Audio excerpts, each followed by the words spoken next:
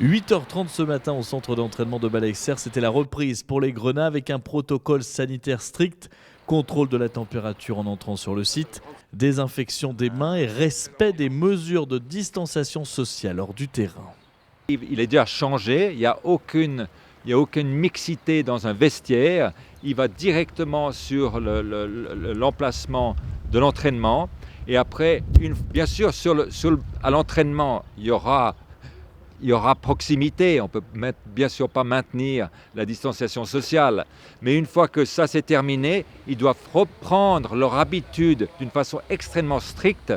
Ils vont passer chercher leurs vêtements qu'ils vont ramener à la maison et pour qu'ils aient un set propre pour le retour et d'avoir toujours ce réflexe, je sors du campus, je dois être extrêmement attentif à mes mesures, comment je fais pour me protéger au maximum. Les joueurs ont appliqué à la lettre le protocole sanitaire mis en place au programme de cette première séance. Musculation, petit échauffement avant de pouvoir enfin retoucher le ballon à travers des exercices de conduite de balle et de conservation. C'est comme un enfant qui vient de naître, quoi.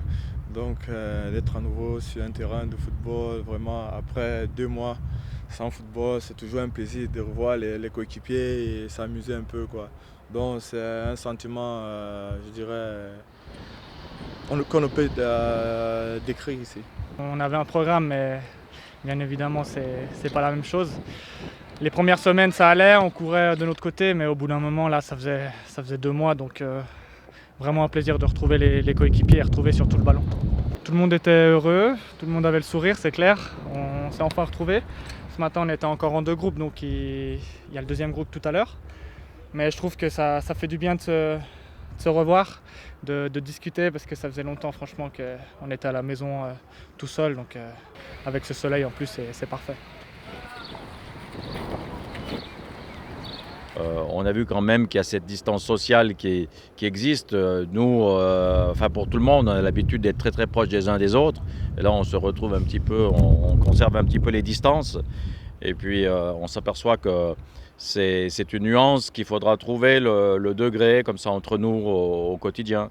C'est ça un peu la plus grande contrainte. C'est-à-dire que dès qu'on passe dans les exercices, les joueurs automatiquement, il y a des duels, mais pour nous, dans chaque discussion ou bien du moment où on est en groupe, on prend malgré tout nos distances. Le président du Servette FC était également présent ce matin pour remercier les joueurs et le staff qui ont été exemplaires durant cette pause forcée. L'objectif maintenant est la reprise du championnat. Oui, c'est clair, si la question est posée, est-ce qu'on est d'accord de reprendre à huis clos, bien entendu. On y va avec beaucoup de positivisme et puis beaucoup de passion, beaucoup d'engagement, ce qui fait qu'on arrive à vraiment bien maîtriser la situation et puis de se dire que ce genre de crise donne aussi beaucoup d'opportunités. Et c'était pour moi l'opportunité aussi d'aller en profondeur dans le club et puis de pouvoir voir de l'avant d'une manière extrêmement positive et beaucoup d'enthousiasme en tout cas, malgré les difficultés qu'on va encore traverser, malgré des matchs à huis clos, malgré qu'on n'ait pas le public peut-être tout de suite autour de nous.